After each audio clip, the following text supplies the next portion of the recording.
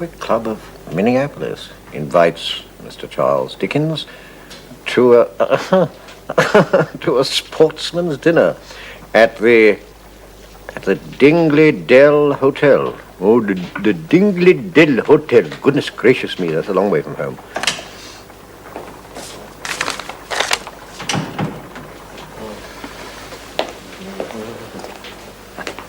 Finished the post, Chief? Uh-huh. I hope there's nothing too pressing. I've been commanded to the presence of some petty official who describes himself as the Chief Revenue Officer. Go, my dear Dolby, go with some suitable gift in your hand to keep the evil genius claws out of our coffers. You can depend on me, Chief. We ain't living in their blessed country. We're just passing through, and there's an end of it. I hope there's nothing too pressing. No, the usual gallimaufry. I'm keeping these two for the end. This one, on pinkish paper, scented with verbena. Oh, what a deliciously female fragrance verbena is. I need hardly say, Chief, that our every move is watched as though by a bunch of vultures. No, you need hardly say. I mean, isn't the Dickens a gentleman of well-known discretion and so on and so forth? Of course. And Dolby, this one. Now, I have always, it seems, all my life been expecting such a letter as this in such a rich, ancient, crabbed hand as this. The letter speaks to me thus. My dear Mr. Dickens, as I feel approaching me closer daily the cruel, frozen claw of the great reaper, I feel I must in some way, no matter how small, repay you for the happiness you brought into my life. What can an ancient, dying millionaire with no kith or kin offer other than the meager scrap of paper within? I ask you to accept without demur the enclosed draft for £100,000, which I hope will help you to make your declining years as happy as your hundreds of thousands of words have made mine. I am, sir, your devoted admirer, etc., etc. Open it. Open it. The unbreakable addiction to hope, which I inherited from my indestructibly hopeful papa. What a day, what a day, what a day. Ah, me, such days remember me of a certain mission carried out years ago, years before I settled down to the rewards and the responsibilities of domesticity, my boy. Oh, long before I became sworn brother to the grim necessity of providing for an ever-growing family of magnificently hand-reared children. Ah, yes. No, where was I? You were about to reveal the facts concerning a certain mission in your youth, Governor. I was, indeed I was, yes. Though, you see, my boy, even now, all these years later, it isn't entirely safe to mention the matter. Ah, Lord Nelson, was it? Well, not to put too fine a point on it, my boy. Precisely, yes. Lord N himself it was. You would have been a nipper at the time, though, wouldn't you, sir? Oh, well, a boy, you see, a child almost. My earliest days as a mere cadet in his blessed and benign Majesty Superior and incomparable navy. But you see, a certain gentleman, nobleman, you see, well, you know who. Say no more. What? Yes. Precisely, you see, he spotted me, and whether it was because of a certain look bespeaking sincerity, honesty, reliability, strength of character? Strength of character, yes, precisely, and of course many other things, whatever his reason, he entrusted me, child as I was, on this certain mission. And I need hardly add, my boy. You carried it out to the letter, Oh, Governor. yeah, well, I did, you see. I did. For steadfastness is the mark of all us Dickens. Oh, it is. Indeed it is, Papa. Well, look at your brother Charles. I will. Steadfast, you see, a rock. Bravo, Brother Charles. Hold hard, though. If you say so, Governor. It isn't just me that says it. You know, our rock is a touched move these last few weeks. Ah, well. An announcement to the public that your Pickwick and your Twist will not be published for 1 month due to respectful mourning. Well, Didn't write a word these last few weeks, one hears. neither did he, but he's back in harness again. Oh, is he so? You say he is. I do. He's like a bolting horse, held for leather. Oh, well then, to quote your good young self, Fred, bravo, Charles. Seems like these few weeks since... Yes, quite so. Still, so long as a good lad is working and, earning. Oh, it seems now like a cork being blown up. Ah, my champagne boy. Yes, Governor, it's good to see Charles getting back to himself again. You know, Papa, sometimes I've thought his mind would be turned with grief. Oh, come, my boy. Charles has his feet on the ground. Just lately, sometimes you'd think they were under it. Well, I just hope he isn't coming up a little on the hard side. Hard? Charles could never be hard. Who said Charles was Oh, hard? not I. I mean, Charles is a man of letters now. He belongs to the world. Yes, why should a small matter of a purely domestic nature trouble him? He's been very good to all of us, though, Governor. Good? What? The boy is an angel, an absolute paragon, a package of perfection, a noble, noble fellow. Quite so. Yet, What's that? I hesitate to mention it. Damn my soul, I won't mention it. I wouldn't mention it even if you were to press me ever so much. I will press no further, then, Governor. What? Keep a secret from a dear son of mine, one to whom I have revealed the intimate details of my private life, a manly sort who shares with me the secrets of Lord N and Lady Ham. Damn it, sir, I could conceal nothing from you. I thought you couldn't, sir. Well, neither can I. The fact is, you see, my boy, that our inimitable Charles is behaving rather strangely lately. Ah, well. The sudden loss of our dear Mary was a great shock to him, Papa. He takes it very hard. Well, of course he does. I mean, he's my son, and therefore very sensible and sensitive to these matters. To a fault, in fact. Oh, yes, even as a little small boy, he could grieve with the best of them. No, it is a smaller matter I refer to. What's that, Governor? Well, since you ask me, I may as well tell you. It seems that our inimitable homme des lettres is a little behind in some paltry, small affairs of your dear mother and myself. Raising the wind, is it, Papa? Ah, my perceptive lad, raising the wind it is. I hardly think it a good time to raise it with Brother, Governor. Oh, I shall do it very discreetly, my boy. Oh, don't worry. Yes, I shall raise the wind, the matter ever so discreetly. Come, Fred. Come.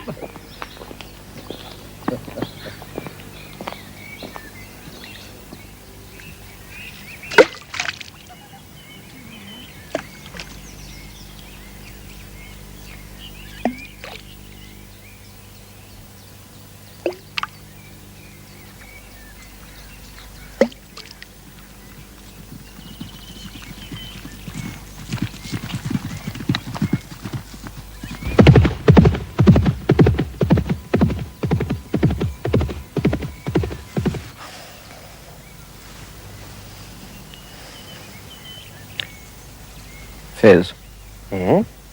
what do you make of a dream that comes to you every night? Don't know.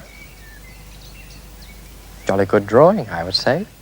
Yes, I'll describe it to you. You can draw it for me. I'm a bit busy at the moment. Never mind that. Try it. Must I? Yes. Now listen. On a small bed, surmounted by a pale blue and white painting of a Madonna, there lies a young girl.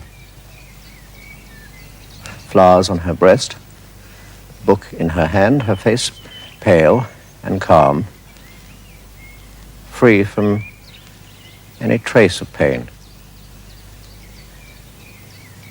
So fair to look upon, so beautiful, and dead.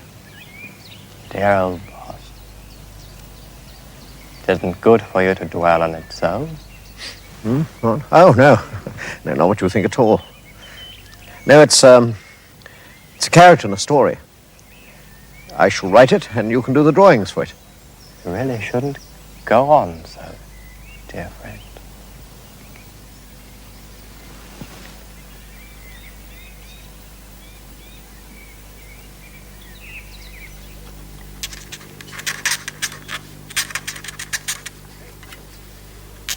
Fagin, said the jailer. That's me, cried the Jew, falling instantly into the attitude of listening he had assumed upon his trial. An old man, my lord, a very old man. Here, said the turnkey, laying his hand upon his breast to keep him down, here somebody wants to see you. To ask you some questions, I suppose, Fagin.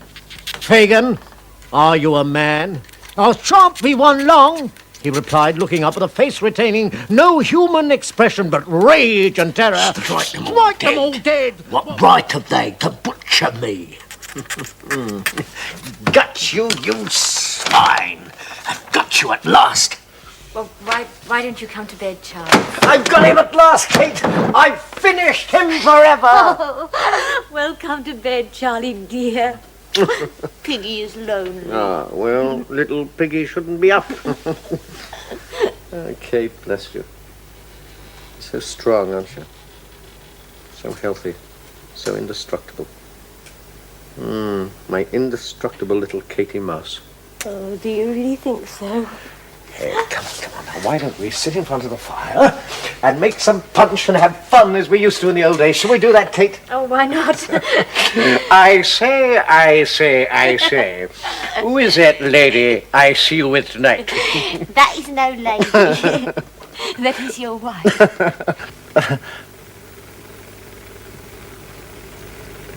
Yes. My wife. My dearest wife.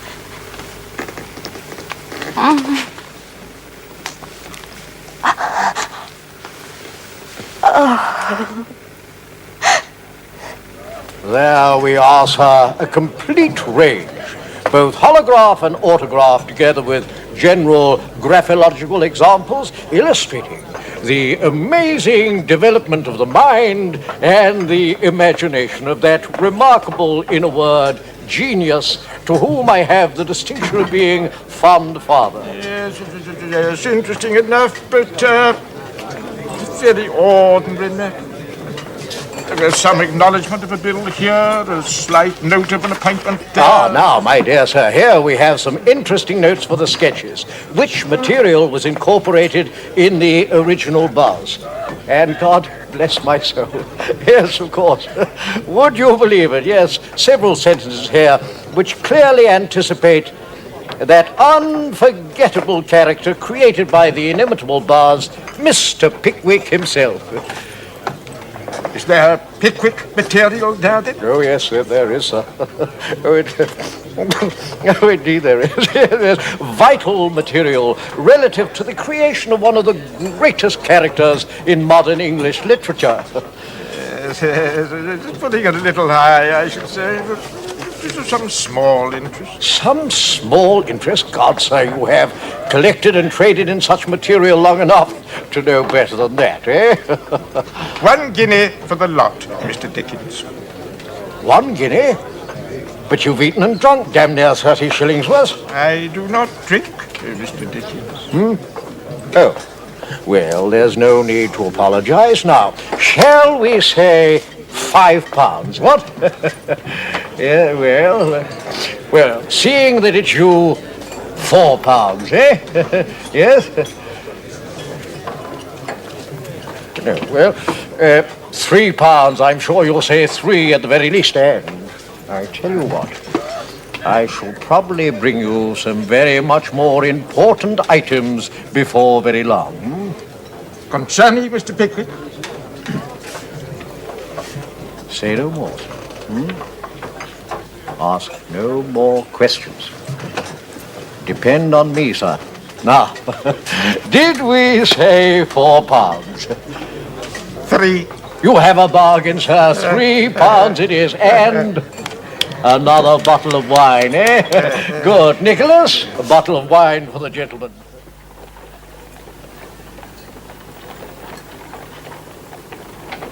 I should be honored, Your Excellency. It is a favorite of mine. Oh, and a favorite of yours, too. Indeed. As I went walking down the street, I heard a fellow bellowing. John, dear? John, oh, it's me. Yes, it is I, my lord. I have returned, my heart. I am here, my love. Did you see Charles? No, I did not. Has he become too high and mighty to give an interview to his own father? No, not at all, my dear. No, not at all. You see, Charles is astoundingly busy, amazingly successful, increasingly sought after. Oh, as popular and as requested as I was at his age. Well, almost. Ah, my dear, can you remember those days? Happy days. But what of our present affairs, John? What are we to say to the tradesmen? Tradesmen, tut. I will not have you worrying about such trifles. I have never allowed it. And I will not allow it now. As we float side by side into the glorious sunset of our lives. We're not so old as all that, John. Who said we? Of course we're not old. We shall never be old. Oh, John. Did you raise the wind, my dearest sailing ship? I did, my little bumboat. Oh, John. Here is £4 from Messrs. Chapman and Hall. You know, little Mr. Hall said, "This isn't business, you know." But Mr. Chapman said, "We can't refuse Mr. Dickens' father so small a sum." I should think not, indeed. 15,000, I calculate, Mrs. Chapman and Hall have made out of my Pickwick alone. Then why only £4, John? Why? Why? Well, you see, £4 is the sum we are being pressed for, my little Chuck. But I managed to sell those bits and pieces in Charles' hand for another £1, and thus I bring you gifts galore. Sugar plums and marzipan. Peppermints. Peppermints curiously strong, and marzipan mice. And a bottle of the best Madeira. Oh, John. I spread my argosy before you, queen of my soul. Now the well, there's a little Augustus, and the sugar plums are for your own rich ruby lips. Oh, John. Oh, not that gentleman again. Very well. Show him in, I suppose. Not necessary, my dear Mr. Hall. Thank you, Len. Dear Mr. Dickens. I come, sir, to repay a trifling amount due. Repay? Indeed. Plus interest, of course. Oh, my goodness me, that will not be required, Mr. Dickens. I insist. Oh, John Dickens always returns with interest, as in this case, as between friends. What? As between those related by the bond of genius. Yes. Interest shall be paid, so do sit down, won't you? As you please. Now I ask you, Mr. Hall, to study that.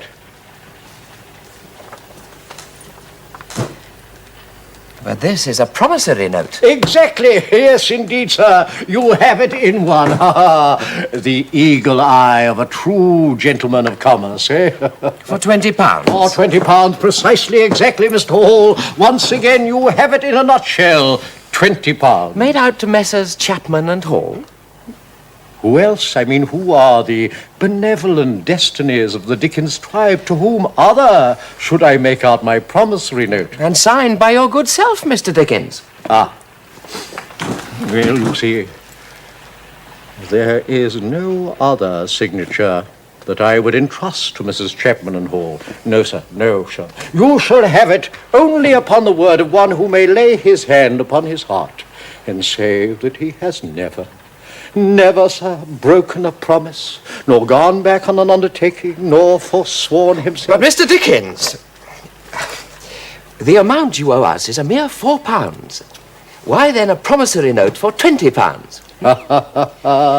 You perceive the discrepancy, eh? And once again, I congratulate you on the clarity of vision of a true homme d'affaires. Do not concern yourself, sir.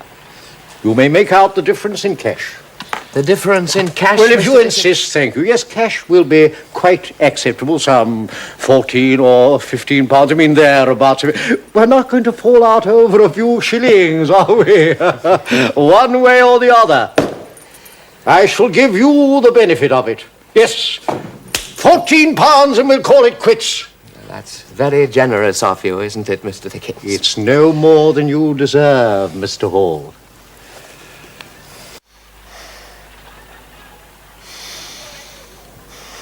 You say you have had these violent spasms in the past, Mr. Dickens. Yes, since boyhood. I was a very sickly boy.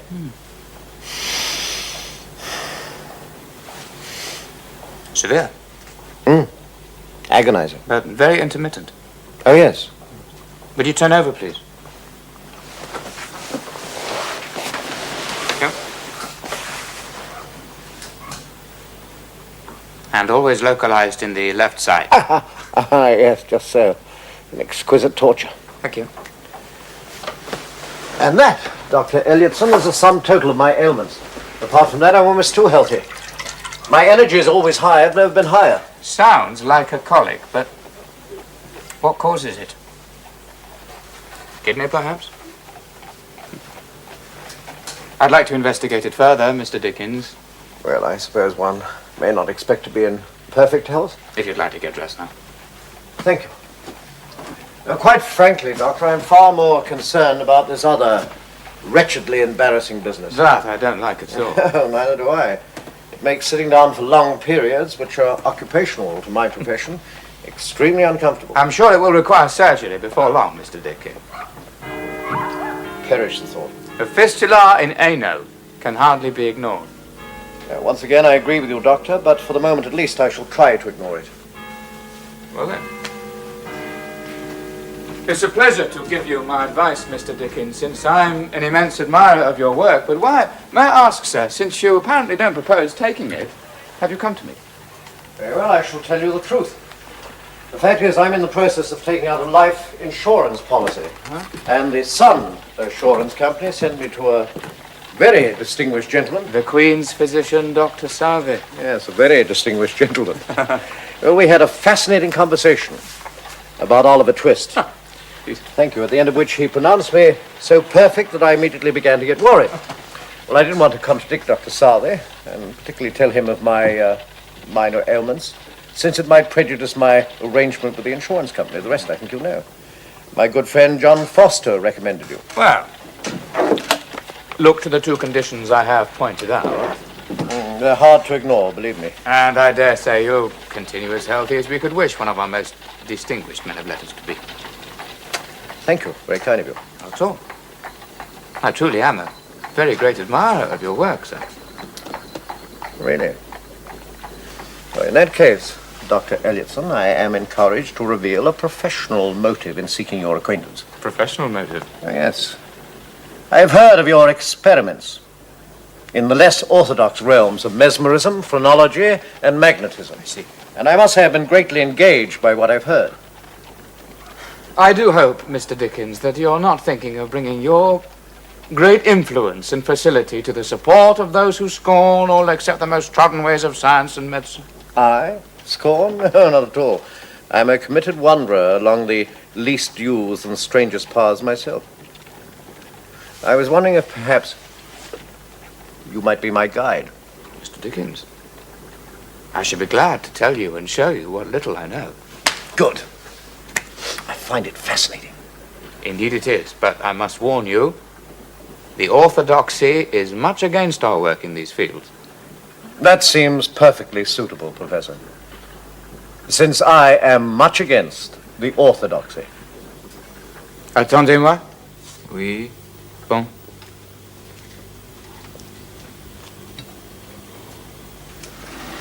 Good God. Oh, no. Charles, you... Now, I do assure you the boy will come to no harm at all. Please. Keep very quiet now.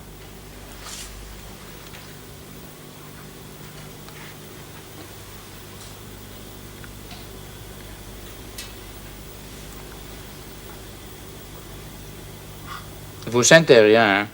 Rien.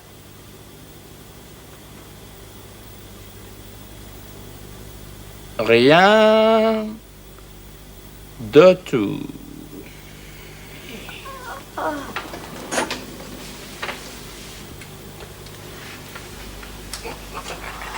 The subject feels no pain. You will observe, when I withdraw the needle, there is no bleeding, and afterwards he will be totally unaware of the incident. We may leave the needle there for the time being. I'm sure you're not going to leave the poor lad like that. I assure you, I have conducted this experiment often with him and other subjects. He will take no harm from it while mesmerized. That's amazing. Oh, poor boy, though. Yes, I wouldn't like his part in this drama. But think of the implications, though, for surgery. Oh, Charles. By the use of mesmerism, patients can be spared great pain during operations. Then why has this not been heard of before? It has indeed. But in other societies than ours. In the East, much has been made of these powers for centuries. In ancient wisdom, magnetism was often used. Well, I suspect a trick here. There is no trick. Ah, but I suspected that. Yes, you would. Tell me, Dr. Elliotson, over Please, dinner you were would saying you that possibly... Take that wretched needle out of that poor boy. Very well. Yes, of course.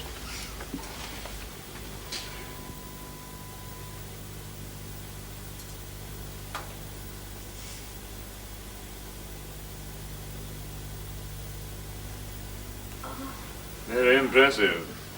As I've read about such tricks and accounts of travellers in the East. There are many such accounts. However, what I should like to challenge, Professor, is your assertion that this lad here has powers in the mesmerized state which he does not have in the normal. We all have such powers, Mr. Foster. They come from those parts of our personality which are normally submerged, but which, in the mesmeric condition, come to the surface. Yes, be that as it may, sir, I would challenge Will your you please assertion forget that this Mr. lad Foster? here- He always has to play the grand critic. And why not? Mrs. Dickens, may I borrow your watch? A conjurer as well, by God! Thank you. Now, there is surely no possible way that my subject can be familiar with Mrs. Dickens' watch, is there, Mr. Foster? No, I don't no know. way at all. Now, please, continue, Professor. Very well. I shall hold the watch face forward to what I call the third eye of my subject and ask him to read the name of the maker. Le nom sur cette montre, s'il vous plaît, Gérard. Tissot de Genève. Bon, merci. Tissot of Geneva. It's quite right. Oh, it's amazing. Well, what now, eh, Foster, you miscreant disbeliever and upholder of the orthodoxy? Well, could be some signalling system. No. Could be magic. Could be hot sausages, but it ain't. You really have an amazing gift, Professor. No gift, I assure you. You could learn to do it yourself. Indeed? Indeed? Look, I really think I must get Gerard out of his trance. Yes, now. please continue. I'm going to watch. Pay the closest attention. My first lesson, Professor.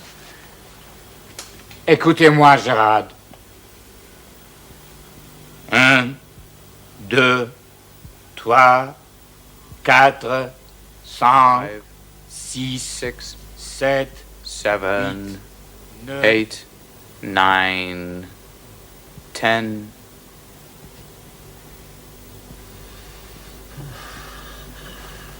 Are you asleep now, Mr. Dickens? Answer yes or no. Yes. Good. So, you're in a deep sleep. Very deep. But you can still hear my voice. Yes. You have been extremely difficult to mesmerize, Mr. Dickens. Were you resisting the magnetism?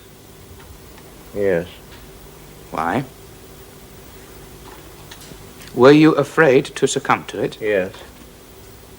What did you fear might happen if you succumbed to it? Dreams. Of what? Mary. Who is Mary? Dead. Mr. Dickens, you will continue in your sleep, but less deeply. You are now sleeping less deeply. Good. Now.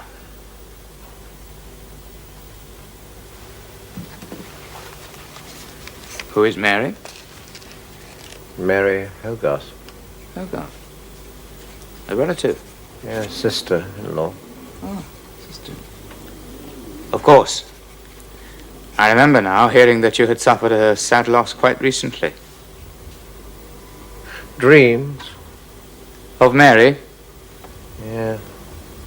Do you fear them? No. So? How do you feel about them? Love. Hmm? Love. Love. I see. Love. Do you wish me to stop these dreams? No, no. Do you wish to forget about them? I mean, after you dream them? No. What do you wish then, Mr. Dickens? Love Mary. Love Mary. Yes. Mary. Well, I think that's enough for the moment. I will count backwards from 5, Mr. Dickens, and you will awake. You won't remember this discussion. You won't remember anything except that you have been in a deep and restful sleep. 5, 4, 3, 2, 1.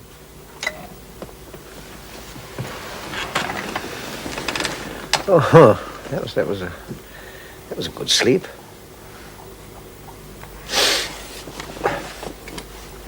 Did I do well? When you finally decided to accept the magnetism, yes, you did very well. I think you'd make a very good subject, Mr. Dickens. Good. Well, I'm not saying that such a rest wouldn't be very acceptable from time to time, but I'm far more interested, Professor, in learning how to mesmerize others. I found this extremely interesting. I think now I understand a little of the process. Well, did I say anything interesting? Routine answers to routine questions. Yeah, strange. What is? Oh, I had a vague impression of something else. Tell me, Dr. Elliotson, what significance do you attribute to a very common phenomenon? What is that? The recurring dream. What is the dream? I suppose I spend most of my waking life in dreams. How's that? And my work. What is my work but putting down dreams to fix them that others may catch and hold them? I suppose that is what the writer does for us. Yes. Would you say that that a grown man who spends most of his waking hours in dreams is, or indeed ever could be, quite normal. Mr. Dickens, no one familiar with mesmeric phenomena uses that word. We leave the investigation of normality to insurance company doctors. Now, how did Dr. Southey find you? Yes, of course. Sound in wind and limb.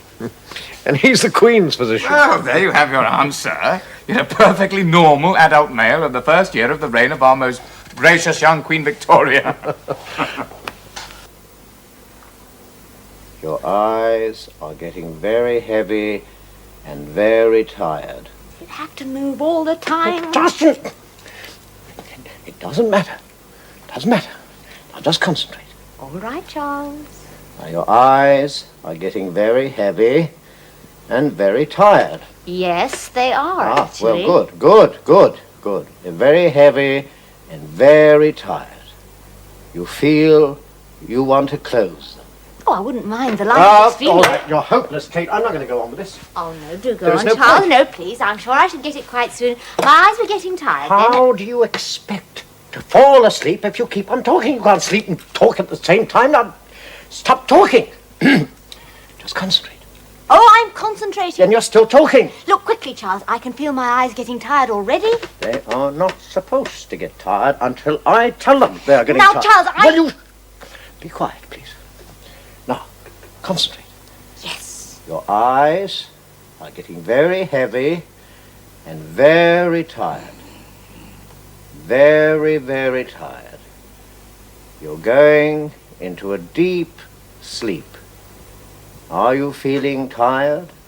Yes. Good. Now your eyes are beginning to close. Oh, there. You've closed them already. Your eyes are so heavy you can't keep them open.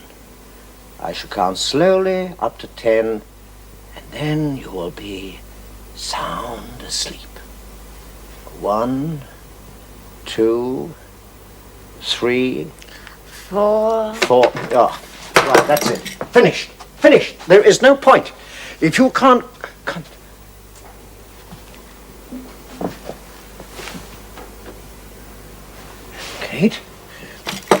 Kate, 4, 5, 6, 7, 8, 9, 10.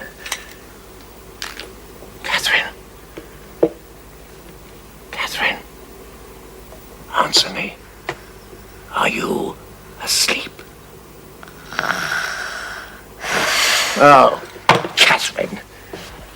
Frederick takes it strong and sweet, as I remember. Correct, Mamma. You haven't forgotten little old Fred, then? What? Dearest boy, you are not the son who forgets his parents for long months on end. Now, there, my dear. Don't climb a hobby horse over tea. Very difficult exercise.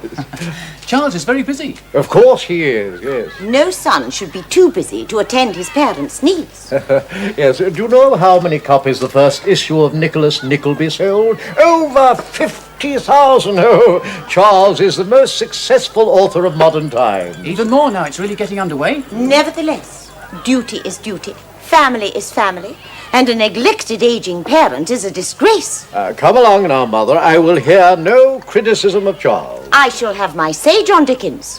Whatever success may come to my children. And why not, Mamma? By the by, Fred, did you tell me that Charles has insured himself? Did I, Papa? Oh, I would say you did. Well, has he, in fact? Something of the sort was arranged, I believe. Yes, the Sun Assurance Company, was it not? I really don't know the details, Papa. My memory tells me it was the Sun. Yes, well, that's a very excellent company. And I'm much relieved in my mind to know that Charles enters this, his most successful year, with his ever-increasing family well provided for. And how is poor Catherine? Nearly due again, I believe. I would say so, Mamma. My dear, I have decided to follow Charles' lead. Oh, Oh, whatever next, John? No, my dear, no. But thank you. Well, how's that then, Papa? Well, I shall provide for your dear mother and the girls and little Augustus by offering the Sun Assurance Company an opportunity to assure my life. Well, Fred? I should think they'd be very pleased to have the business, Papa. It is marked confidential. In it, he points out that he owes Messrs. Chapman and Hall £55, 5 shillings. Does he? By God. He regretfully informs us that perdition will claim him unless he finds a further £50 immediately. As ever. Although he is hourly expecting a matter of financial advantage to mature, he religiously believes that Messrs. Chapman and Hall will extend their relationship with his distinguished son to cover his miserable and unfortunate self. Dear God, the shame of it. I assure you, Mr. Dickens, we would never have brought this to your... No, you, please, continue, Mr. Hall. I don't have the patience to read it myself. I am embarrassed that people might accuse me of obtaining money, as it were, under false pretenses. But I observe that when a man is placed in the situation in which I find myself, he will snatch at a straw to save himself from drowning. Oh, the literary twists and turns of my beloved father. It's a family talent, Mr. Hall. Please, to the point. The point is that Mr. John proposes insuring his life in our favour for... What? £100 for 3 years. In your favour? Well, that explains his interest in my insurance arrangements. So much for his anxiety about his growing family. It's a most ingenious suggestion, I admit. Mr. John is ingenious in these matters. Oh, he is. Oh, he is and has been. But I swear to you, he will continue to be no longer. Now, you will ignore this absurd, impertinent proposition, Mr. Hall, and you will deduct the sum of £55 and 5 shillings, plus any interest due. There's no need for that. I insist. You will deduct it from my account and forget the entire matter. Good day, Mr. Hall.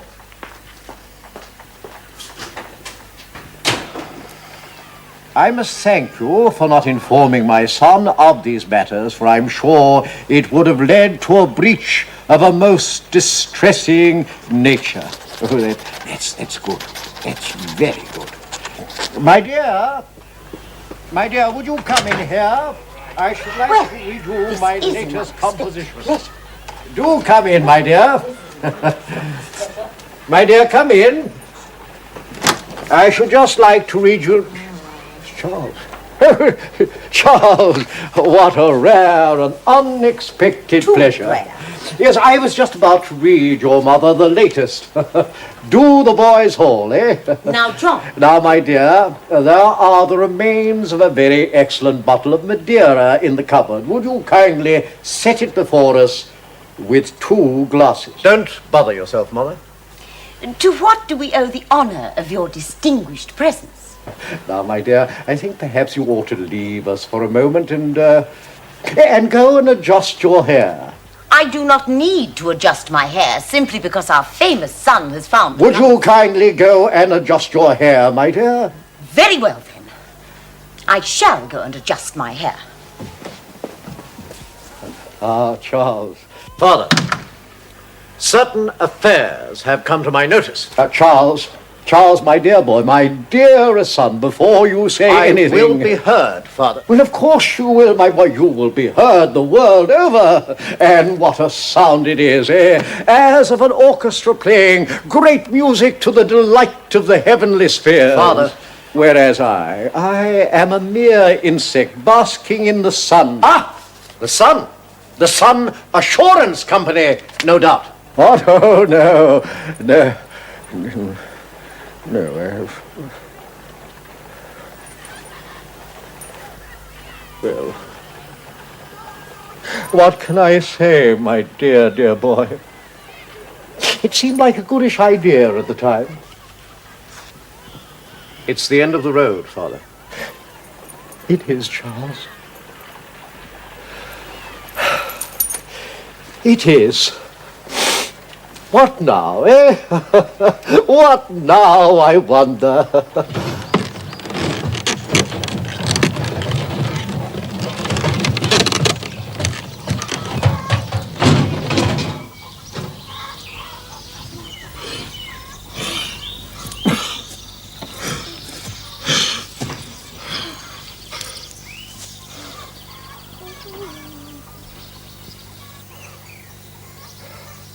delightfully rural, isn't it, my dear? It's really very charming, John. Yes, it's certainly charming. Yes, very, very charming indeed. But such a very long way from London.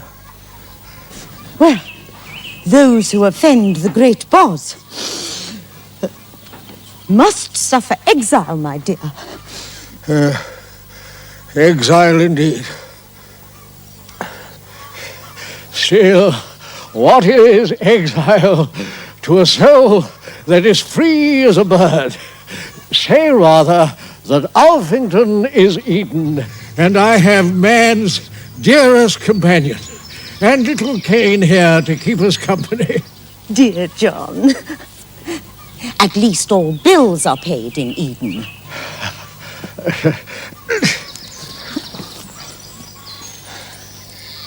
Come, my dear. Let me carry you over the threshold. Dear John.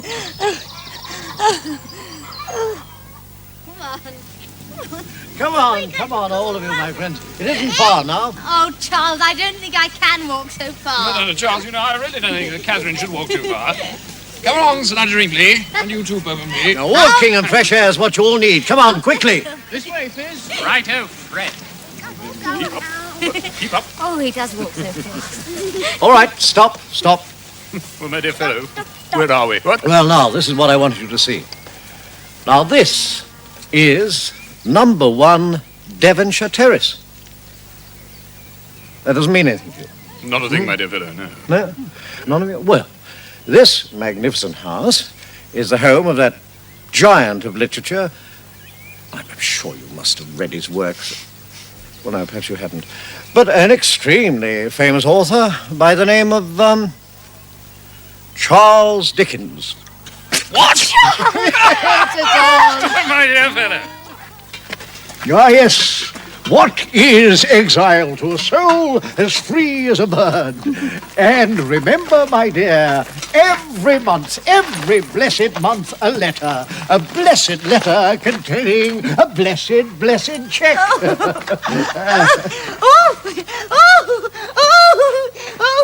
John.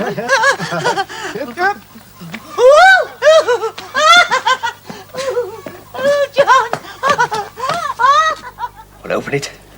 Open it.